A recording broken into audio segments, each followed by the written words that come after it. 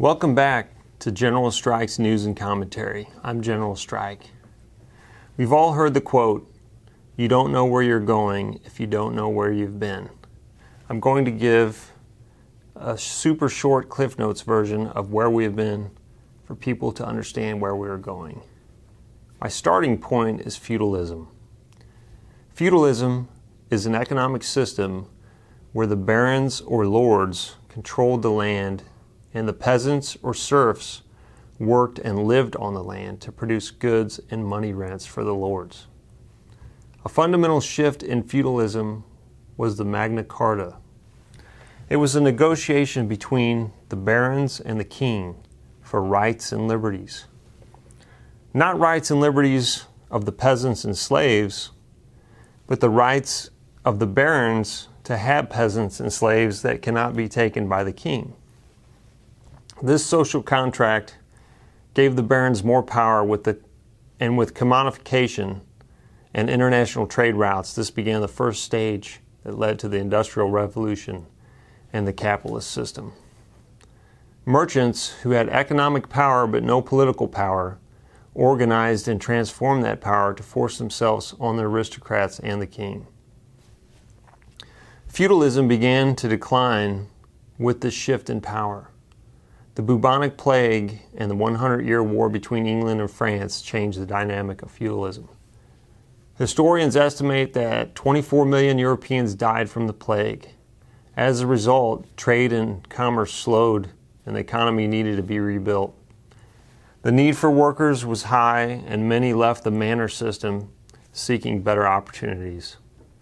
Many peasant revolts broke out as feudal lords lost their power. The 100-year war shifted power from the lords to the monarchs and common people. Monarchs had to collect taxes and raise armies to fight. Kings no longer relied on nobles to supply knights for the army. New feelings of nationalism shifted power from the lords. The war created a sense of national unity and patriotism on both sides. As feudalism faded away, the new political power of the merchants and the diminished power of the aristocrats began. Eventually, the proletariats organized with trade unions and demanded their say in the 19th century. As a result, the modern state emerged as a mechanism to regulate class conflict. This is how governments transitioned from rights to liberal democracy. So now we think capitalism and liberal democracy go hand in hand, which is not true. Capitalism would never be created without the state's force. The state commodified land and capital while it created enclosures for the working class.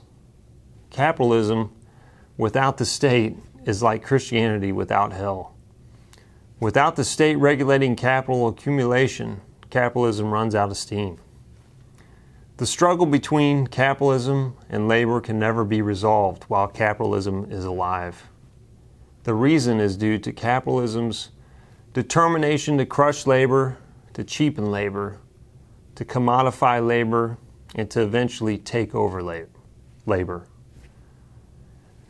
We see this in our history with slave labor. More recently, we're seeing this with the move by capitalists to low-wage countries. Wages are not rising anymore in the United States, and jobs are being outsourced to low-wage countries. The more successful capitalism is at crushing labor, the greater the crisis of capitalism is. Eventually, there will be no one around to buy their products because they've successfully taken over labor. At that point, commodities have no value because there is nobody left to buy them. The constant struggle between capitalist and labor is a tragedy of capitalism. The equilibrium between capitalism and labor can never be reached.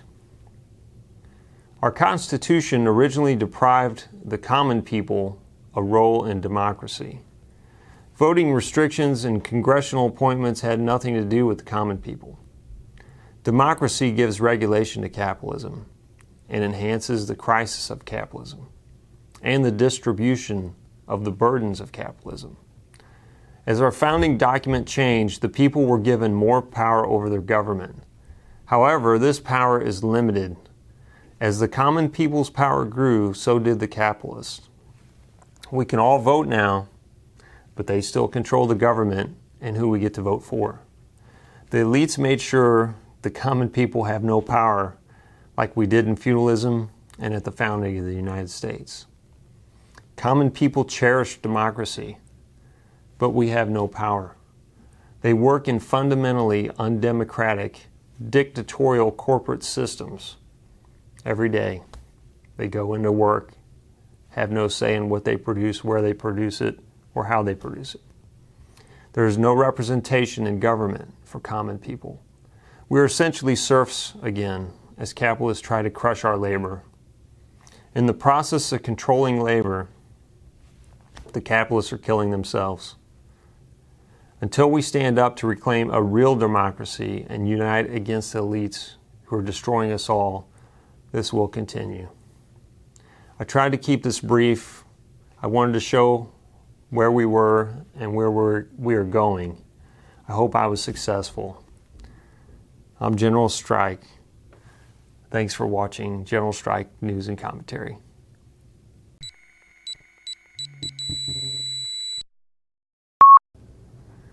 Eventually,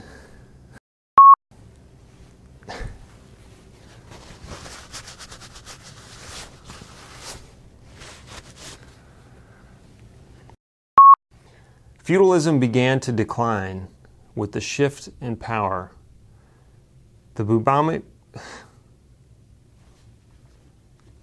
Dang it.